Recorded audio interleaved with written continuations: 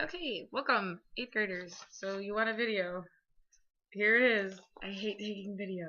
Okay, so what we're going to do is we're going to do the fanboy finger check, the dependent clause marker check, and talk about commas with other types of introductory elements.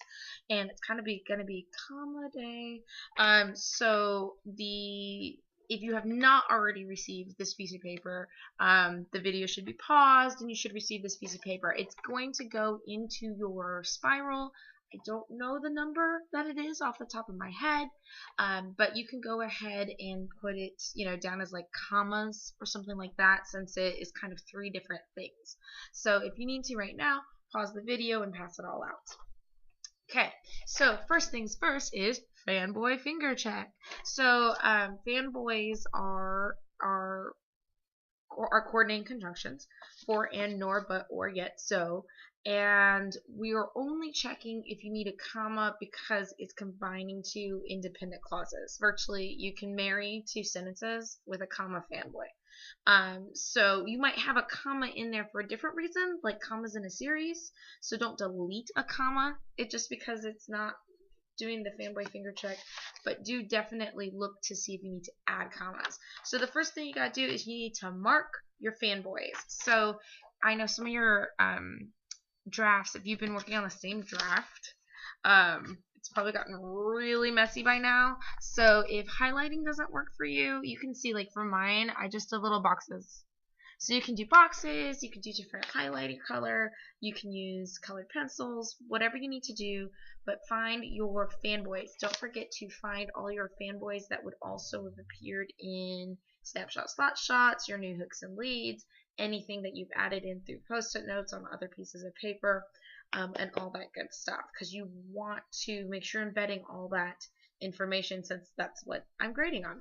So we're going to pause the video right now to do step number 1 of marking your fanboys. Okay, so now what we're going to do, it's pretty easy. Find your first fanboy. Put your finger over your first fanboy. So for mine, it said it had been 3 months since the zombie virus outbreak. I'll show you my beautiful thing. So, there it is. It had been 3 months since the zombie virus outbreak. So is that a complete sentence? That's the question. So to figure out, if you're not sure right away that that's a complete sentence, it had been 3 months since the zombie virus outbreak. What's my verb? Had been. What's my subject? It. What had been 3 months since the zombie virus outbreak? It had. What did it do? It had been 3 months since the zombie virus outbreak. That's a complete sentence. So if you're not sure if it's a complete sentence, look for the verb, look for the subject. Is the subject doing the verb, and is the verb being done by the subject? If it is, it's a complete sentence. Okay, so that one's a complete sentence. If yours on your page is not a complete sentence, go to your next fanboy. Read from the beginning of the sentence to your finger. Is that a complete sentence? So everyone needs to find, just go in order. It might be your 3rd fanboy on your page or what have you. Read from the beginning of the sentence to your finger. Find a sentence where it's a complete sentence from the beginning to your finger. Okay. Then what you're going to do is you're going to see, is it a complete sentence from your finger to the end of the sentence?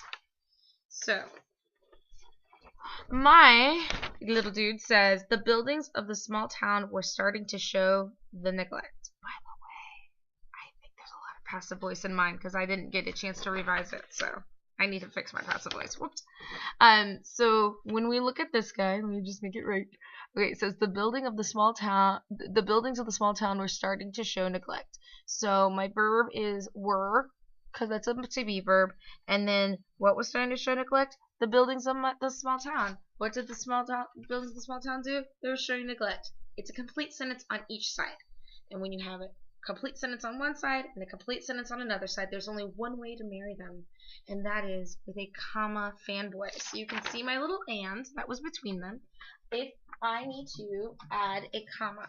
So looking at your sentence that you have found that has a complete sentence before the fanboy, and look to see, does it have a complete sentence after the fanboy? If it does, make sure there's a comma. If it doesn't, just go to the next fanboy. There might be a different reason why there's a comma, so don't necessarily delete it. So weeds outgrew gardens is a complete sentence. seeped into cracks of the sidewalk. That's not a complete sentence, because from my finger to the end, seeped into the cracks of the sidewalks, there's no, the subject isn't there. The verb seeped is from before my fanboy. So if you're like, I am so momently confused right now, feel free to work with a partner if they need to explain it to you. Look at your directions, and if you need to go on and watch this video again on Edmodo tonight, feel free. But the idea is from the beginning of the sentence to my finger, I gotta act like that's all the information. Is that a complete sentence? From my finger to the end, oh well, that's just finishing up the sentence. It's kind of like I say, I like eggs and cheese. So cheese itself is not a complete sentence on the other side. So that one doesn't need a comma for that reason. Like thin layer dust coated every surface like a film. Litter and debris sat in the corners where the wind had stuffed them. So I'm looking at this sentence where it's a complete sentence where it says a thin layer of dust coated every surface like a film. Right? So a thin layer of dust coated. Coated is my verb. Thin layer of dust is my subject. Complete sentence. Litter and debris sat in corners. Sat is my verb. Litter and debris is my subject. Complete sentence. I need a comma in front of that and. Okay, before I let me just show you guys an example of one that's not. See, from the beginning of my sentence to the word to my fanboy, it's just the word nothing. Nothing but the faint snoring sound in response. There wasn't really a pause there. So nothing isn't a complete sentence. I just skipped down to the next one. Let's talk about something that's really important, and that's starting sentences with fanboys. So I'm looking at my page, and I've started one sentence with a fanboy. If you're looking at your page and you're starting multiple sentences with fanboys, I'm really going to caution you to be careful. Yes, it is breaking a rule. Okay, the rule is you should be putting, technically, that sentence you're starting with a fanboy with the sentence in front of it. The sentence in front of it, that period should become a comma, and you should lowercase your b on but or your a on your and. However, writing is not a list of rules that you have to follow, or else it would be like doing a math problem. And there's a lot of craft that goes into it. So what you have to do is you have to see, okay, am I doing this for an effect? So, for example, it says, if there's one thing Constance couldn't stand, it was zombies. But if there were two things, it would be zombies and George Maccabee. Okay. I put this down as two sentences. It's this guy right here. Sorry. Alright, so here's the deal with it. I want to see if I should combine it with the sentence in front. I have to look at it, and I have to imagine me doing a comma and a lowercase on the B. And I have to read it to myself. Okay, I can read it out loud. If there's one thing Constance couldn't stand, it was zombies. But if there were two things, it would be zombies and George Maccabee. Now I have to look at, okay, I had it as a separate sentence. What is that sounding like? If there was one thing Constance couldn't stand, it was zombies. But if there were two things, it would be zombies and George Maccabee. Me breaking it up into two sentences changes it. It changes the way the reader would read it. It changes my adding of humor. I kind of have like that little it's called tongue-in-cheek tone, where it's a little bit, I'm just thinking of words like sardonic. So let me think. It's a little bit like you're trying to be funny, but not funny, haha. Not quite sarcastic. It's a little different. So it's when we're tongue-in-cheek. It's kind of like wink, wink, nod, nod, hot. Get it, right? So it actually creates this type of effect, and I want to keep that effect. Okay, so you got three options when you start a sentence with a fanboy. Number one, if you're doing it for a really specific effect, you can leave it in, and the way you check it is you look at it. Okay, what if I were to combine these together? Does it change it? If it doesn't really change it, you should combine them together, because what you accidentally did was split up a sentence into two parts for no reason. If you're doing the effect a lot, I'm going to caution you. The more you do something, the less effective it is. Think of it as a magic trick. If a magician keeps doing the same magic trick over and over again, it's not as cool the second and the third time. So you don't want to do it a lot because you want it to be highly effective. And if the reader gets too used to it, it's not effective. So the second option is if you start with a fanboy, and you combine them, there's no difference. You should totally combine them. That's your second option. Third option, remove the fanboy. Sometimes you guys use fillers, and I do too. Sometimes writers use fillers, like the word so. Sometimes you start a sentence with the word so, and you don't actually need the word so. If you can remove the word so or remove the word and in front of that sentence, at the beginning of that sentence, and it doesn't change anything, you should definitely remove it, because you don't need it. And it just was kind of like, you know, when you're talking, you're like, well, it's kind of like a written So those are your options for your fanboys. So what I want you guys to do right now, I would say this would take, and I know some of you guys wrote a whole lot, so you might not be able to finish in class and here, in which case definitely finish at home. But I want you guys to take some time for sure. I'm hoping like maybe 10-ish minutes. Take some time and go through, do your fanboy finger check. If you finish, chances are you're writing a very short essay, and what I'm going to say to you is, have you added all the snapshots and thought shots? Do you need dialogue? Do you need description? Did you describe things like setting? Because if you finish really ahead of all the other people, my concern is that maybe you didn't write as much, and I need more. So let's go ahead and pause it, finish up your fanboy finger check. Please refer back to your directions. Please be helpful with your peers. Yay. So go ahead and pause the video right now while you do that. Okay, so now we're going to go ahead and do dependent marker check. Again, it's like a subordinate, what is that called? Subordinate conjunction.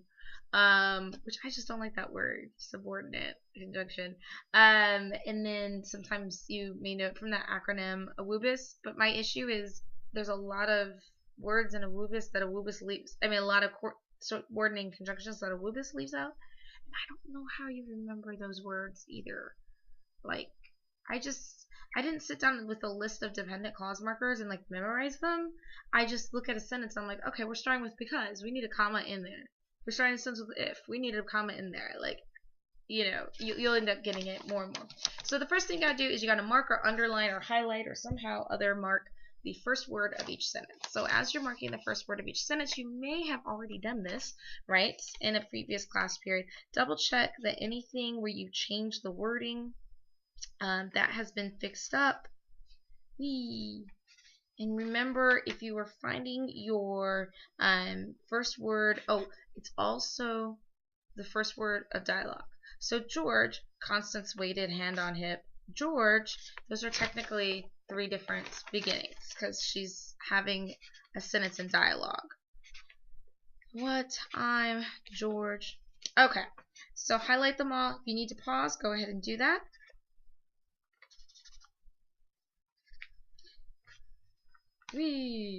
Alright, here we go. So, dependent clauses, here's the thing you have to know. And again, there's another word for them. They're also called subordinate clauses. I don't know why we have to be so complicated and have so many different terms for everything. I do independent versus dependent because independent, to me, it's easy. It's like an independent person. They can live on their own and feed themselves, and that makes them like a sentence. They can be a sentence by themselves.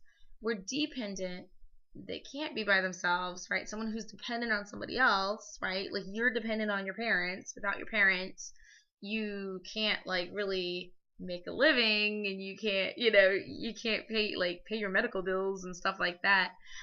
So you're dependent upon them, and so a dependent clause is one that really can't be a sentence by itself. The only thing, minus if you have a compound complex sentence, which in that case, there's not an easy check for it, and it just comes down to being aware of our dependent clauses. But the only thing you really have to worry about for a dependent clause is if you start a sentence with a dependent clause. If I said, I can't do anything funny right now. I can't think of something. And if I say the one that we did in one class period, my other class periods are going to think, oh my gosh, my teacher's really weird. And it wasn't me. It was somebody who told me to do something funny. Okay, so I'm going to say, I love Viva because she is silly. So if I said, I love Viva because she's silly, Viva's my daughter. People don't realize that's my nickname for Genevieve. I love Viva because she's silly. That's just, I love Viva because she's silly, period. It's really easy and it's simple and you don't have to worry about comma. If I were to take, let me see, how's this going to look for you? Is this right? I might be doing it the wrong way. If I'm doing it the wrong way, I apologize. So if I were, let me think, how's it going to look? This is complicated, folks.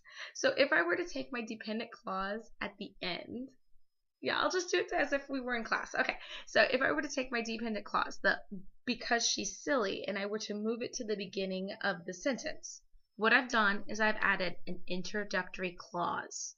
And that's why there's a comma between them.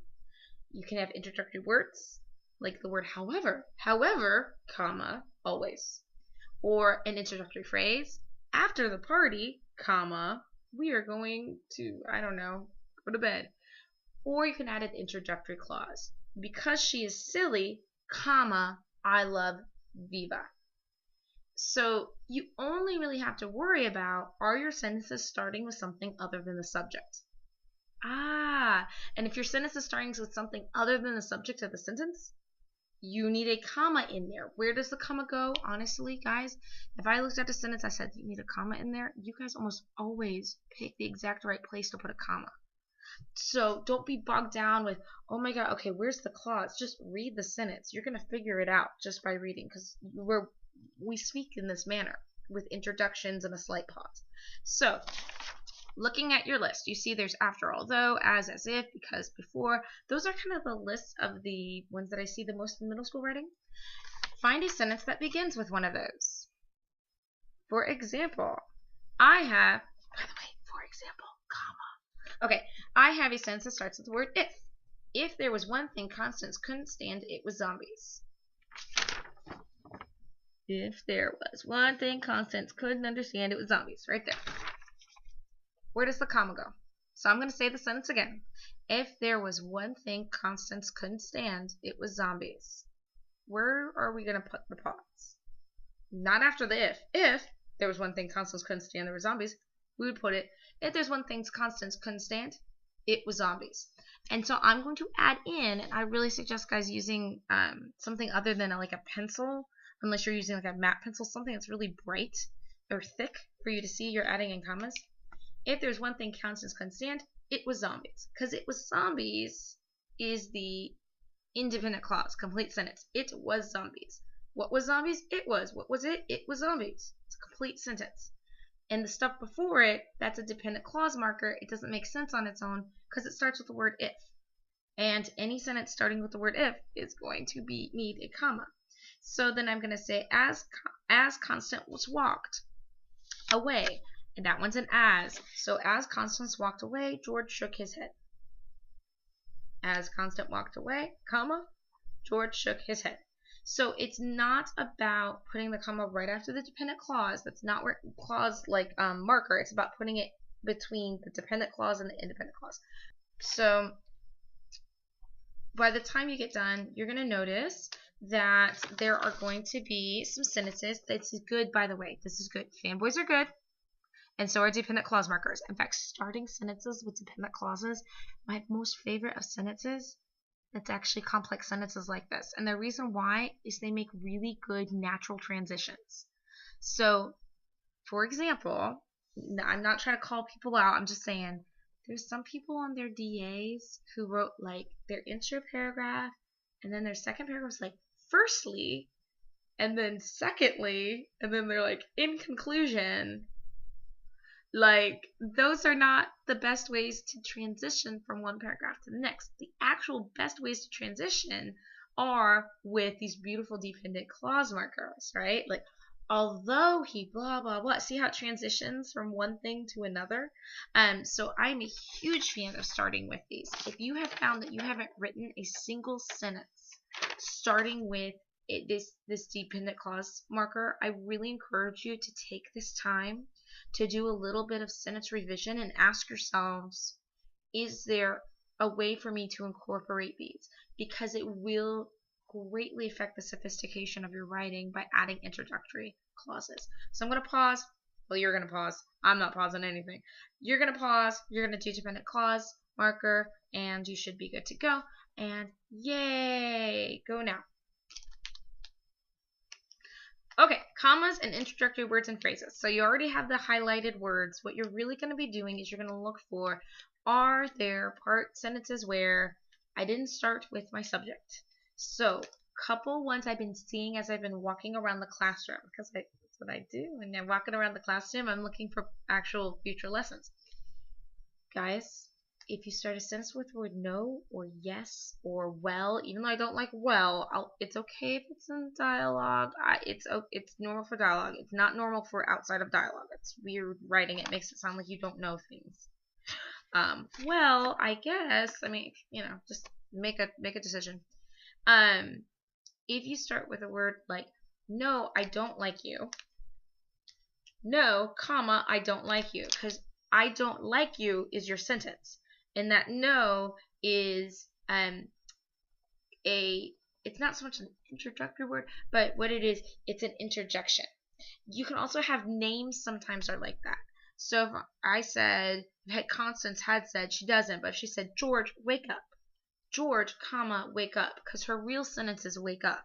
And George is to get his attention. So if you have like where someone's saying yes or no, or well, or they're calling the person's name in order to get their attention, like mom, stop embarrassing me, mom, comma, stop embarrassing me. You're going to need a comma right after that. You guys can also see on your page is a list of different types of transitions. Now, there really shouldn't be any steps or chronological stuff all that much in yours. Definitely not the weird next then kind of stuff. But there might be a later or something like that. So, or a suddenly. So, if you said suddenly, I don't know, he punched him in the face. Okay, because punching people in the face is always interesting to talk about. Suddenly, he punched him in the face. Suddenly, comma, he punched him in the face. Or later, comma, later, oh, I decided to sue him. Okay, so later, comma, I decided to sue him. It's acting as a little introduction. Other things I'm seeing a lot of, if you do start the word with a sentence with but, sometimes it actually isn't a fanboy like that. It's actually a kind of like the same word as however. So if I said, however, I know that we shouldn't punch people, but we shouldn't punch people. So sometimes the but actually isn't acting as a coordinating conjunction. It's actually acting as a transition word. So just go back and double check. And for example, that might be in there as well. Most of those guys on that little list, most of those are more for like expository or persuasive writing. But definitely like however shows up all the time in my narrative writing. So you guys can look through there. Oh, you can also see the word please. Sorry, the word please, or of course. Of course, I knew better than to do that. So of course, comma, I knew better than to do that. So your job is to look at each sentence. If a sentence isn't beginning with the subject, if it's either getting someone's attention or it has something else, it has an introductory element in it, and you need a comma. Where do you need the comma? Try to figure it out. Use your own intelligence to figure it out, because I know you can.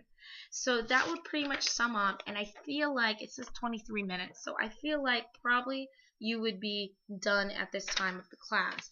If you are finished early, this is what I need you to do. I really need you to look at your passive voice. So, because you guys, we added that, the first period, FYI, we added that kind of stylistic element to our rubric. So, if you want to get rid of passive voice, the way to do it is to go after your to be verbs. Am, is, are, was, were, be, being, and been. I know that you guys have done these in previous years, because this is like one of the best things you can do in writing, and it's why teachers always do the same thing sometimes. It's because we're trying to train you. This is your list of the to be verbs. You have to rewrite sentences to get rid of them. the way to rewrite them is think about what is the action that's going on.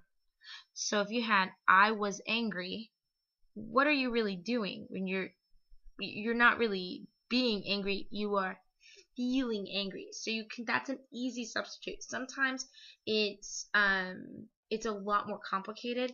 Don't try to get rid of all your to be verbs. That's going to be weird. But definitely go around looking for anything where it's like was and an ing verb.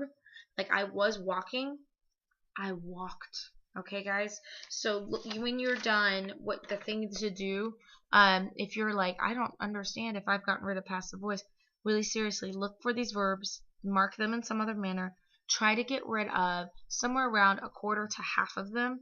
Don't make it where your sentence is really awkward and weird, especially in dialogue, because they're going to appear in dialogue because they're kind of natural ways to talk.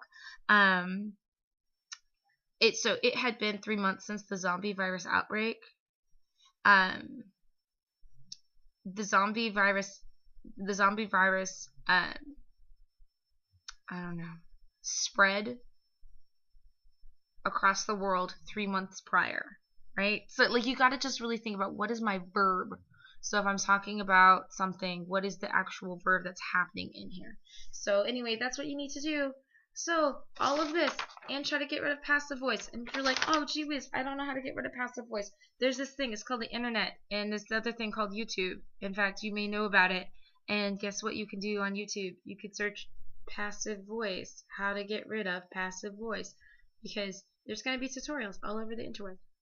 Yay! Okay, guys. Hope that was helpful. Yay! Bye. Think about me while I'm grading.